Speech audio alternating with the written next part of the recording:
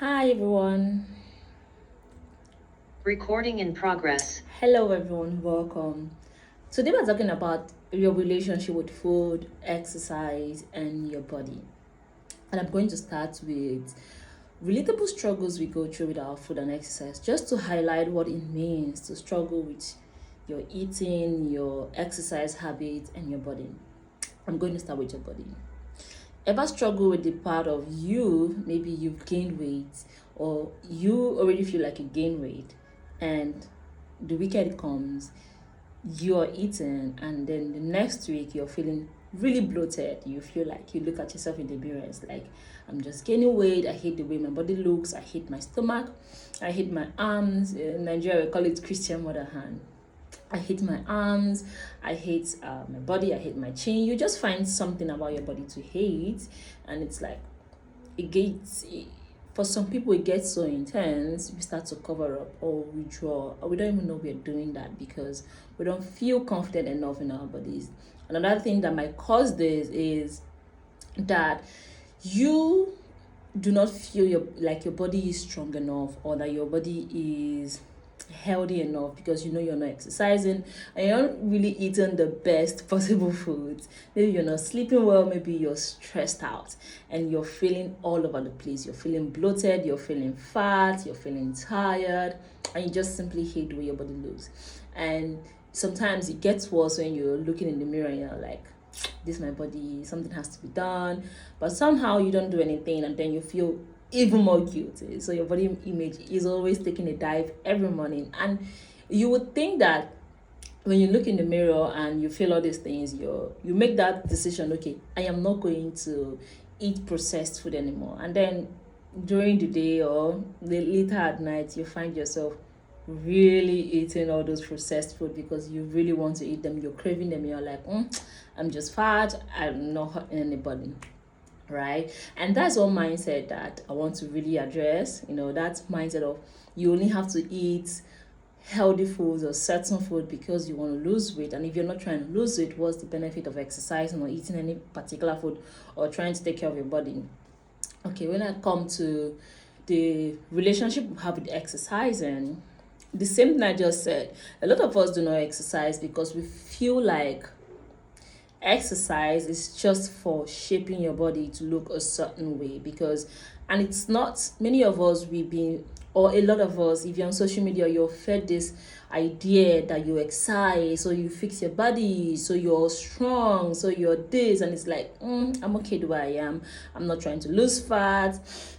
I'm not trying to be strong, so I'm just going to do anything. And sometimes when we now dive into exercise and we do the hardest possible stuff because we want to just get it out of the way, it's like we relate with exercise as if exercise and it's just something you do to fix your body quickly so you can continue living your life.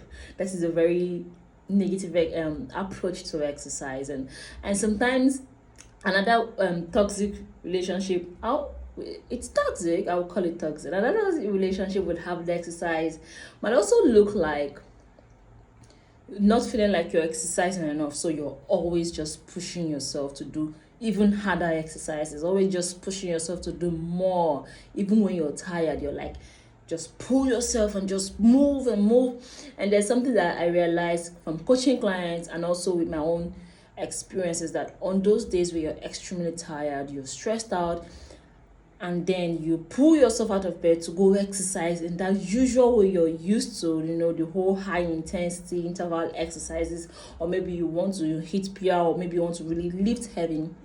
One of the worst decisions you can make is going into an exercise program feeling really tired, feeling really exhausted, feeling really stressed out, and trying to push yourself.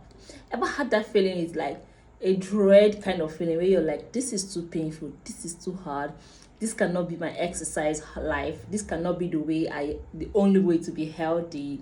And it's really frustrating because you're not looking forward to exercising tomorrow, right? And I'm going to come to the last one about food. We have A lot of us have developed an unhealthy relationship with food because of years of diet and of years of consuming dieting information from different people, from different unqualified people, from different influencers, from peers, from family, from maybe a random person that has exercised their whole life, and maybe they're lean because they exercise and they're like, this is what works. I don't eat this, I don't eat this, I don't eat this. So when it comes to food, we have this food guilt, right? When you're not eating a certain way, when you're not eating a certain way, where you maybe when you are enjoying a particular meal and you start to feel guilty because it's not the standard of the meal of a supposed healthy person. Maybe you want to lose weight, you've always wanted to lose weight. It's like it's there in your mind, like I want to lose weight, right? And you decide to cut out a particular meal. Okay, so you decide to cut out a particular meal, and it's like, you really crave this meal, you don't know what to do. Crave you, because you've cut it out, and after a while you find yourself just eating this food day after day, and you might think, okay, I'm just going to eat it today and I'm not going to eat it anymore, and then tomorrow you find yourself eating it again, and then the next day. And the funny thing is that you're not even eating in small amounts, you're really eating in big amounts, right? And we have also have relationships with food. Oh, feel guilty for eating processed food, we cut it out. When we feel shame for eating food, when we feel fat after eating certain foods. And these three things work together: food, exercise, and your body. They all intertwine and affect each other. Maybe you don't exercise, so you start to feel fat, or maybe when you go to exercise you start to feel sad. I cannot do this exercise, I cannot move that way. However, fitness is different for different people at different times. Even as women, our level of strength is different in different phases of our cycles. So it's really interesting what your body can do if you understand what your body can do. And when you start to relate your body in a more intentional way, your body image improves regardless of your size, and that's one of the reasons I'm making these videos. So stay tuned. I'm a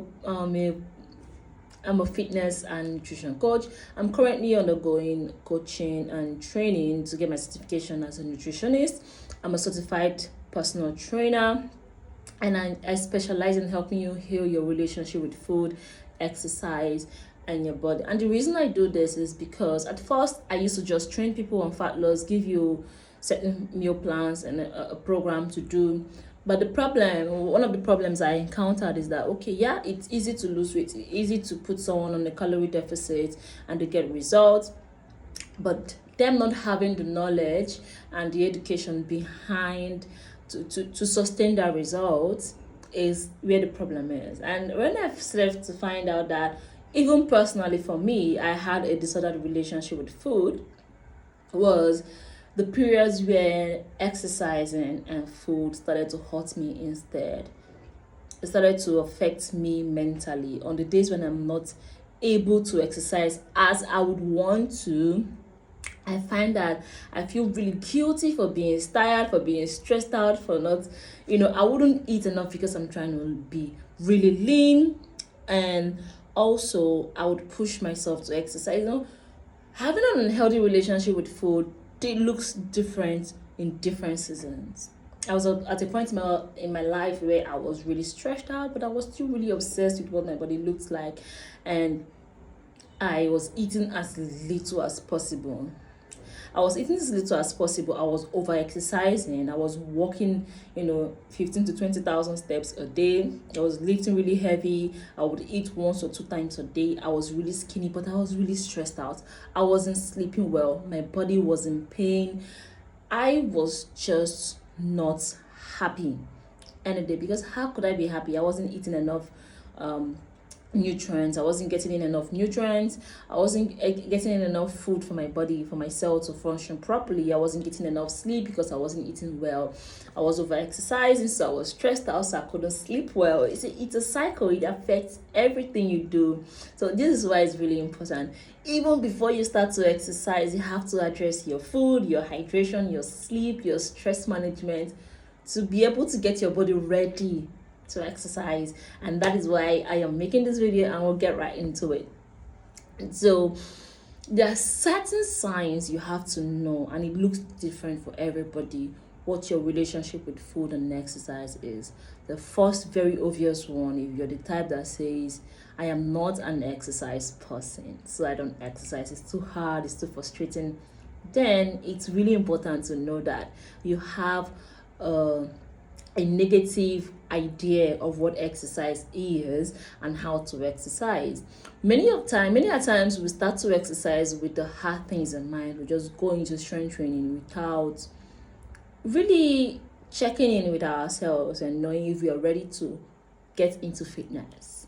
And I really want to address this. Fitness and health, they are two different things, but they work hand in hand. Most of the time, we think fitness is health, and we think health is fitness. Health is simply checking your blood pressure, checking your heart rate, checking your breathing pattern, your sleep. That is to know if you're healthy, and if all those things are good, then we can now go into strength training and fitness, where you start to look at your movements, your stability, your mobility, your ability to do the little things without getting without gassing out, your aerobic fitness. So you see, these two things, if one malfunctions, the other one could malfunction. They work hand in hand. So sometimes we ignore health and go straight into fitness, and we know we cannot keep up with fitness. So we'll come back to health, and then it's like, okay, we're not fit, and it's like we are going through and through, never really bringing them together to create a whole wellness. That is what wellness is. When you're healthy and you're fit and every other thing just comes into place, then you're well enough, you're happy enough, your quality of life is improved. That is why exercise and food are non-negotiables when it comes to self-care. So if you're really approaching self-care, you're not exercising, you're not nourishing your body right, you're not sleeping right, you're not hydrating, and your heart rate is constantly on the rise, so you're not managing stress, your wellness is on a balance, it's not on a balance, so it's shaky. So you have to address that first before we start talking about fitness. So common signs that you have an unhealthy relationship with food: you hate exercising, and then you're not eating well, you like a whole lot of sugar, you don't like vegetables. That approach, that mindset that vegetable is not fun and sugar is life, you already have a way of eating. Another thing is thinking you will have to eat only grains all the time. You're not a vegetarian, but you're really obsessed with eating healthy, and you feel like if you're not eating healthy in this way, and your body is messed up. So a lot of time I've seen people that feel really guilty when they eat processed food, then they start to think, okay, once I eat this food now, it's unhealthy. Morals, like we connect our morals to food, and we start to think, okay, I have to eat this way. If not, I'm bad. If not, I'm shameful. Another thing is not being able to balance exercise. Sometimes we over exercise. Some people over exercise, and that is an unhealthy relationship with exercise, especially when you know it's stressing you out, it's killing you, you're in pain, but you're pushing through the pain. One sad thing I see all the time when I go to the gym is a lot of people are on knee bands, on ab belts, on a lot of bands, because they're lifting 100 kgs and 200 kg, and that defeats the purpose of exercise. If you're not able to move, if you are not able to move well, you don't have to put a weight on it. If you have pain on your knees when you're moving, adding extra weight on it, it's making your body worse. If you cannot do a body weight squat very well without feeling a discomfort, and you put a weight on it, you're making it worse. That is why we end up with knee pains. We end up with bands. It's not healthy.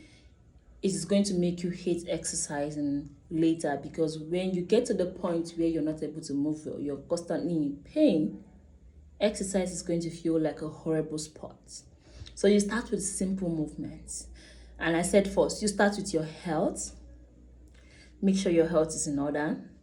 When you start to drink water, eat nourishing foods, do gentle movements, you're sleeping well, then you can now start with strength training. And before you go into strength training, you have to check your mobility, your stability, you're able to balance.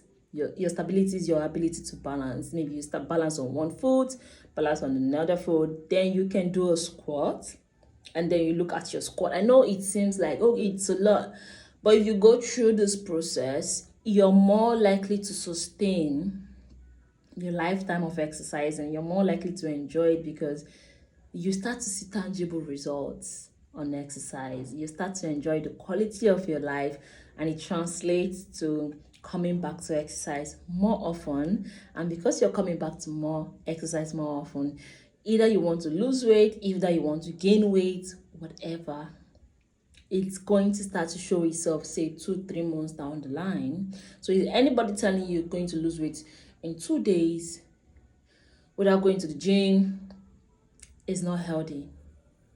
That is an unhealthy approach to food, and it could lead to a disordered way of eating, right? And many people struggle with this. Many people struggle with the fear of eating because they're scared of gaining weight. Some people have restricted and lost weight. If you have restricted and lost weight, and then you're scared to eat food because you're scared you gain the weight back. A lot of people have lost weight in the past and ended up gaining it back, and they're really demotivated. They don't want to exercise anymore. They feel like, what's the point? Let me just I get this a lot. Let me just give birth. When I'm done giving birth, and then I can start to exercise. But there are wonders of exercise that goes beyond your body composition. And actually, it is really important to make peace with exercise and learn to move your body before you can start to build body composition. And I know when I say this, it starts to feel like it's going to take a long time to get my result. But it's going to take a long time to help you build the foundations first, get the education you need to get to where you want to. Because we hear this information, we when I hear people talk about exercise and say, exercise is not for me, I'm going to the gym, I'm going to die, or I'm like, I'm doing this exercise is hard. We die on top. They say, oh, using those negative emotions to talk about exercise, and you would never enjoy it. I've had a client once tell me, people say exercise makes you feel good, but I've never felt good exercising, and I can really relate because just today, I was exercising. I had not eaten, right? Okay, I'd eaten just once today. So I was doing a strength training exercise, really serious leg lower body workouts, and I started to feel a sort of way. I started to feel really tired. I started to shake a lot. I started to feel dizzy, almost nauseous, right? And I was thinking about it. Why am I feeling this way? The old me would have started questioning my existence. I used to say, okay, is this how I'm going to exercise for the rest of my life? Exercising is too hard. It's not worth it. I'm not looking forward to tomorrow. And being a fitness trainer, it was personal for me because I felt like if I don't enjoy exercising, how will I keep up with this work? Right? And it's part of the things that people go through. I have a lot of clients that are like, okay, I don't exercise, I don't enjoy exercise one bit. What are we going to do about it? But if you understand the meaning behind the exercising you're doing, if you understand the meaning behind the movement, why you have to move, it has to be personal for you. And that is why when people say, what is your why? That is your why. It has to be personal. If it's not personal to you, you're just doing random exercises because that model looks good. So let me do this exercise because YouTube recommended it and the person doing it looks good, and it's like, okay, let's do it because my body is going to become that way. And we forget the wonders of exercise, and other than what your body looks like, the quality of life. And as you age, you start to appreciate the quality of life, the joy movement brings. Movement automatically changes your mood. if you are just right now, as I'm talking about this, and you're feeling really tired, really frustrated, really sad, you're thinking about your existence, just go outside on a walk and allow fresh air. Just go on a walk. You'll start to see that your perspective about the same problem you had being indoors with the walls around you is going to change. You're going to start to feel like there's hope, there's possibility, because movement changes the way you think. It changes your thought pattern, and it's amazing it does that. And there's so many other beautiful things that movement does. It strengthens you, it makes you stronger, and from strength comes energy, and the more you move, the more energy you have, right? But it takes you moving well so you can move often, and that is not what we're talking about here. All right, so now, how do you do to heal all this relationship with food? What do you do to heal your relationship with your body, exercise, and your food? To heal a body image takes time. To heal your relationship with exercise takes time. To heal your relationship with food takes time. Just like with other healing, it takes time. It takes allowing yourself to eat those foods you've demonized and said, this food is not for me, it is wrong, it's guilty, or dropping those speech you use when it comes to food. Okay, I'm eating this one now. It's cheat day, or saying, oh, after eating this one now today, I'm going to start watching my weight. Or every time you eat, you want to take an ice cream, you have to explain yourself why, oh, I deserve this, I've dieted for a long time. If you want to take your ice cream, take your ice cream. If you want to eat your pizza, eat your pizza. If you want to eat it, eat it. But the truth, it boils down to, how do you really want to feel? Say you're coming of age and your body is not processing food as fast as when you were younger, because not because of your old age, because seasons has changed for you. Maybe you're not moving as much, you're not as active, you're not as, how you were when you were younger. So it's gonna take time to adjust to the new taste of things. It's going to take time to change your mindset. It's going to take time to start to enjoy less sweet foods. Vegetables are yummy, but you would not know until you give yourself enough time frequently eating vegetables to allow your taste buds adjust again to vegetables. Because if you're always eating highly palatable food, your taste bud is not going to love low it's not going to like vegetables, because it's not as spicy or as palatable or as really processed as the foods your taste bud is used to. And it's just the science behind it. It's not because you're the sugar person, it's just because you're not used to eating this kind of food. Your taste buds is like, this is not sweet, right? So it's gonna take time. You have to accept that it's gonna take more time. You're going to have days where you're like, I'm just going to go back to eating the way I was. I'm just going to go back to not exercising. Some days you do not want to move, right? But what it does to you when you start to heal is that on the days you do not want to move, you can just gently forgive yourself for feeling that way, and not feel bad for feeling that way and then remain that way. You're just going to be like, I'm human, it's okay to feel this way, and allow your feelings, allow you, go take a walk. Don't try to force it and be like, oh, I'm still going to do those really hard ones and push myself just, to feel like, we are doing things. You're just going to allow yourself, take your time, go out, go on a gentle walk. And on the days you're really feeling it, maybe you've set your target of 2 times a week, I'm going to do strength training. Start with where you are. So healing takes time. Healing takes time. It takes time. It takes constant self-forgiveness. It takes self-compassion. And when I say self-compassion, a lot of people think, okay, self-compassion, I'm going to be lazy. No. Self-compassion means keeping yourself accountable. In my coaching program, we'll have a list of things we have accomplished for the week. And there is 1 hour outside every day, there's gentle movement, there's resistance training, there's hydration, there's mindfulness, there's rest. All these things, when you start to practice these things daily, daily, daily, it's going to become a part of who you are, and you start to feel good, you're stronger, you have more energy, have more beauty in your life, you have a better quality of life. So it's going to take time. Another thing is that it requires constant work.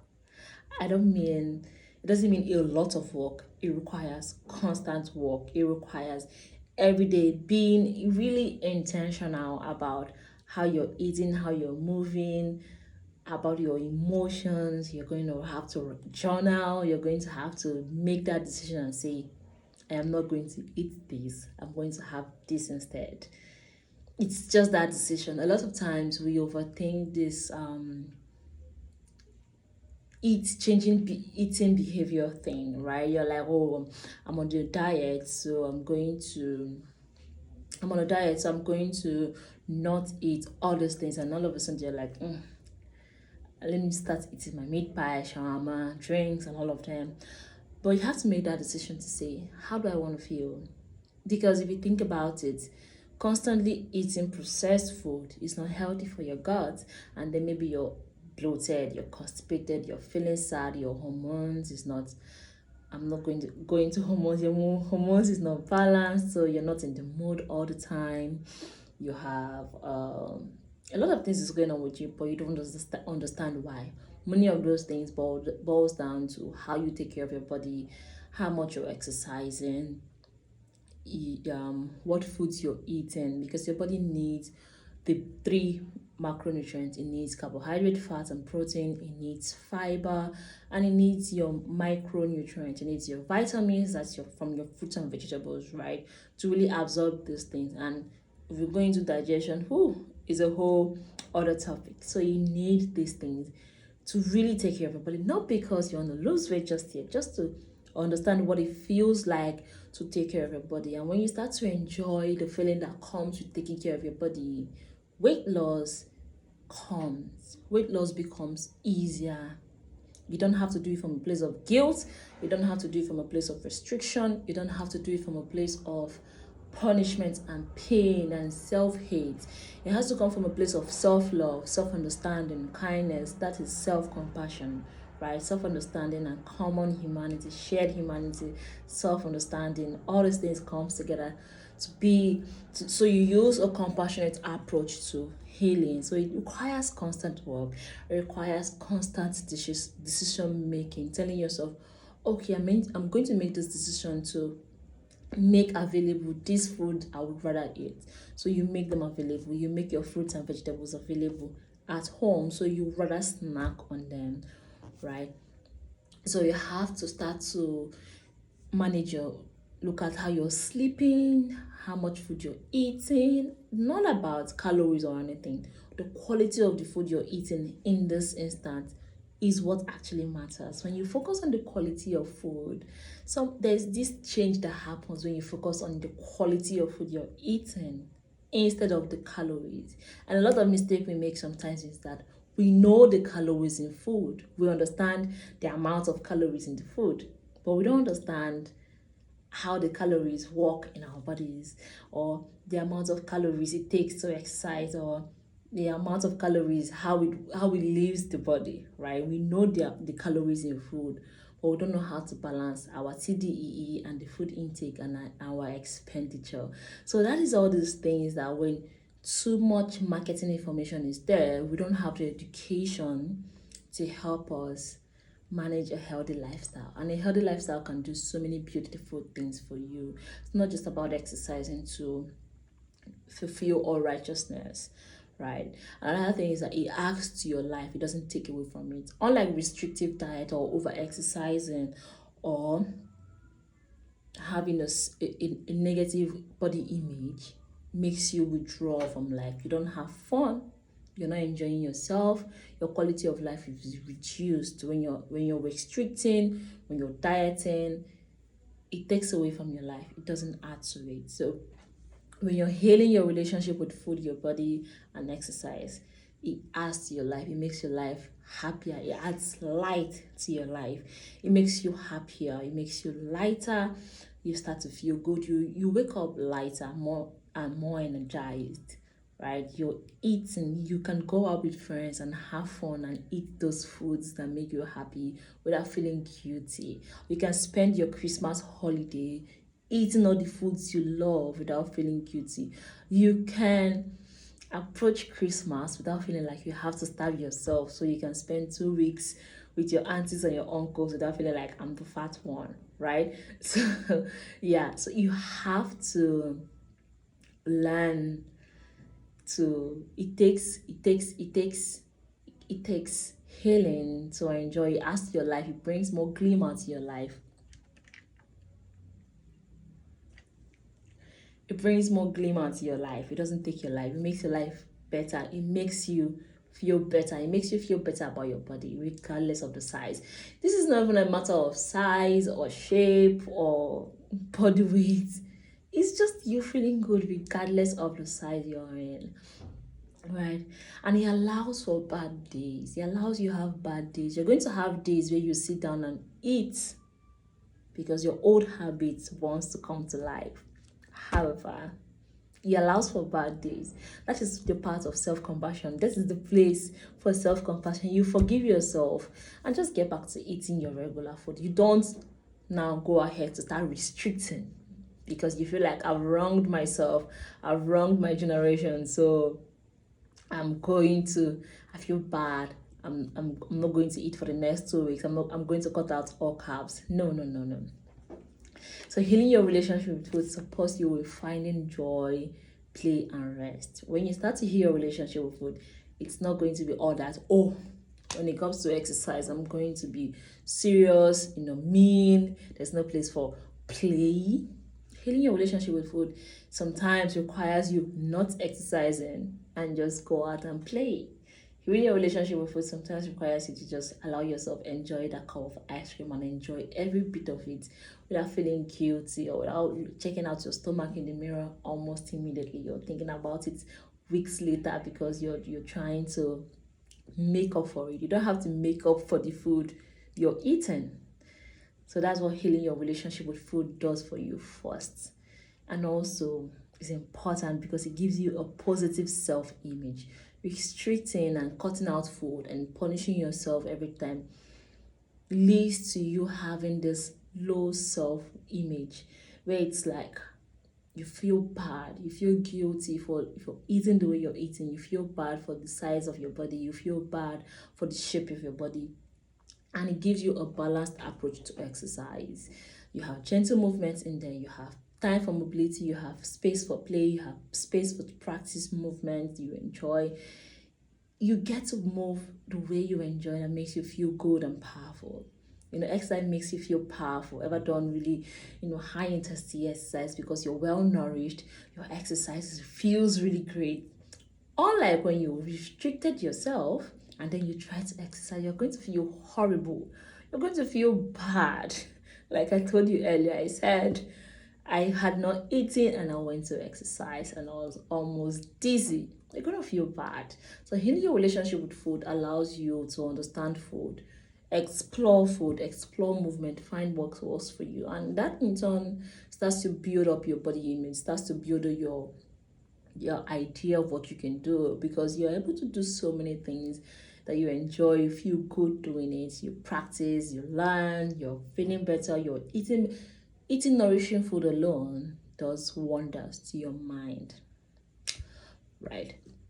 So healing looks different for everybody. It's different for everybody.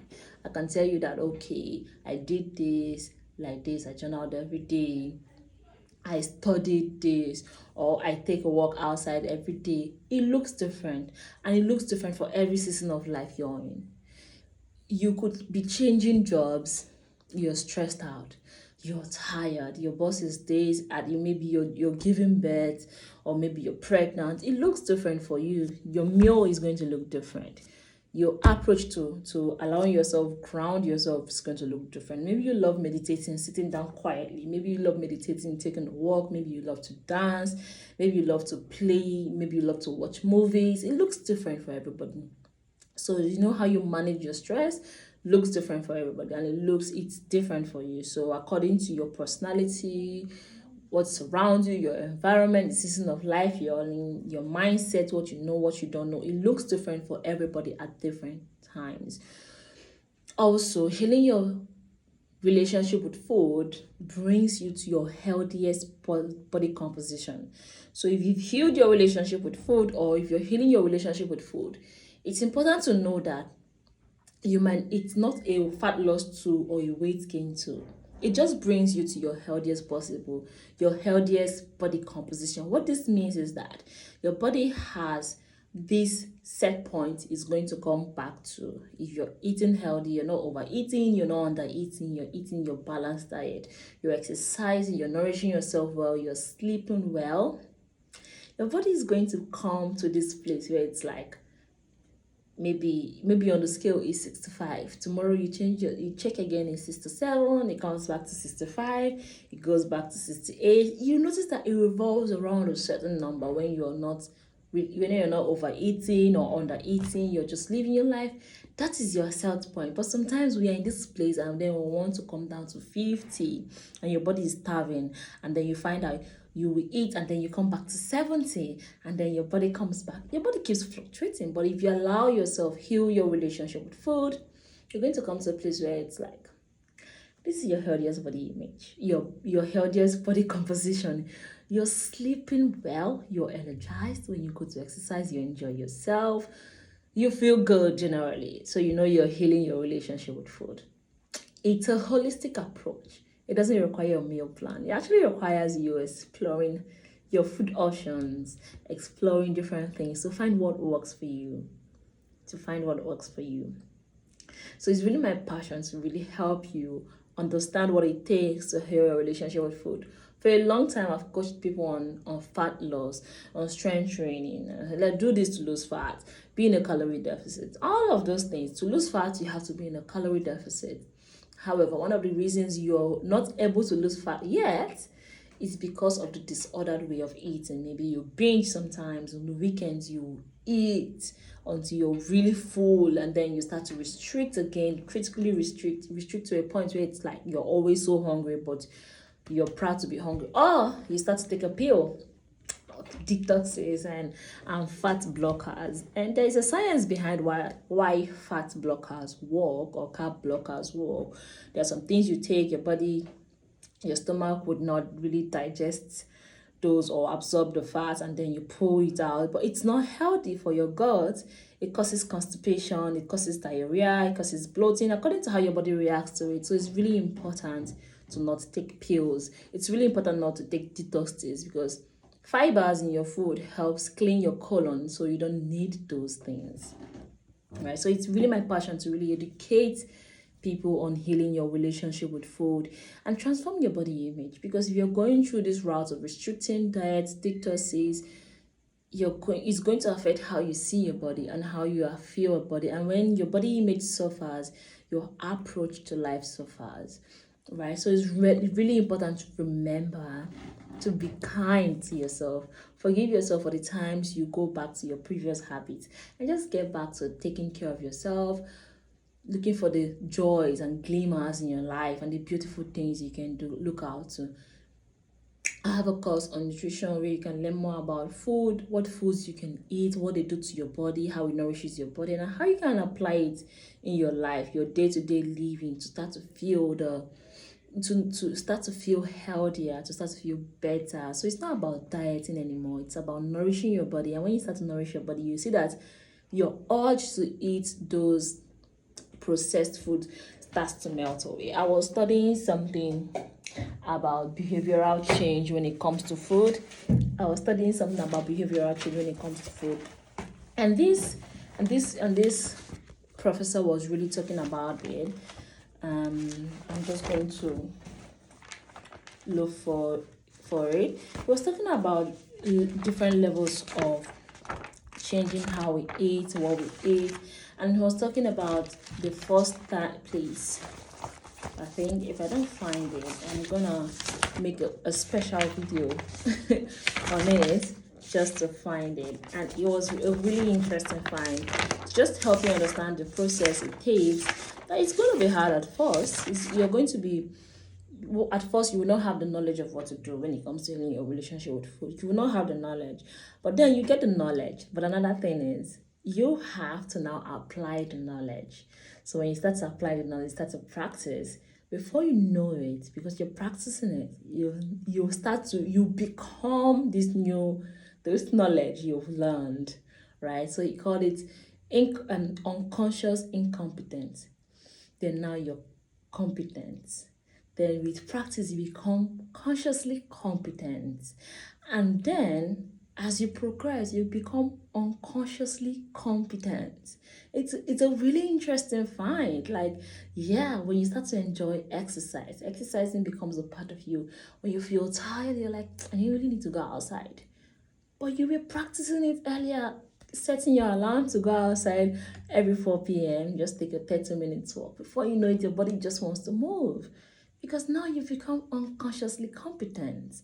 So I hope we get to this place where we are like, I crave vegetable. You always want to eat a vegetable. You keep it around, and before you know it, eat the way you eating, and then you taste the Fanta you used to drink before, and it's like, the sugar is too much because you're now used to this other way of eating.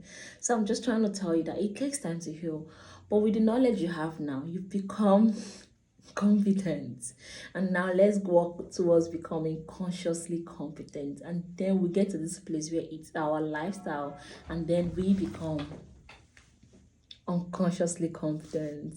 And if at any time you need help with healing your relationship with food, building a healthy relationship with food, your body, and exercise, I'm always happy to have a chat. You can send me a message on Instagram at Change Movement. You can send me a message on by clicking the link you'll find anywhere you see this video is going to be underneath it. If you're watching this on my website, that's awesome too. And thank you for engaging. If you got to this end, that is nice. That is nice. Just send me a message, relationship with food, and I'm always happy to chat. And have a nice day.